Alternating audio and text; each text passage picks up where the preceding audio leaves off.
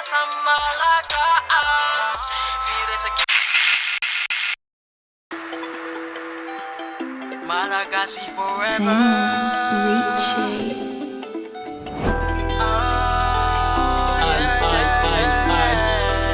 America's Records.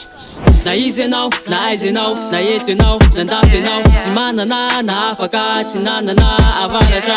Ndao ifampitaony mba handroso azo meva. Tsika gasy fôny, tsika Malagasy forever. Naizy anao, na aizy anao, na eto anao, nandafy anao. Tsy manana na afaka, tsy nanana avaratra.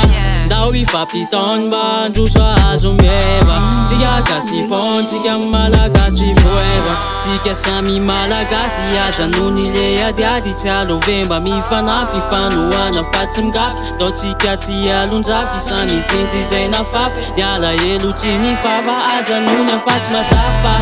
Ndao hiaraka nampiny hafa raisony atika samy hafahafa. Na lasa na stafa ndao enao ramasa. Aza mirara zay miseho tsikita tsy maso zay maso.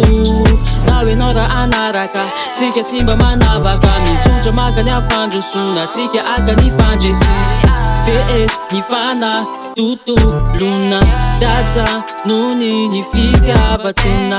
Ndao isika iray ny fankaty tsy fanaky. Malagasy iray ihany ioka tsy fanambany. Trano atsimo tsy avaratra niatsy rami ray tsy maintsy ho tafy. Zanahary io da io ny tanindrazanay mba ho sambatra ho mandraky izay. Da io ny tanindrazanay mba ho sambatra ho mandraky izay. Na izy anao, na aizy anao, na eto anao, nandafy anao. Tsy manana na afaka, tsy nanana avaratra. Ndao ifampitaony mba handroso azo meva. Tsika gasy fôny, tsika Malagasy forever. Na izy anao, na aizy anao, na eto anao, nandafy anao. Tsy manana na afaka, tsy nanana avaratra. Ndao ifampitaony mba handroso azo meva. Tsika gasy fôny, tsika Malagasy forever.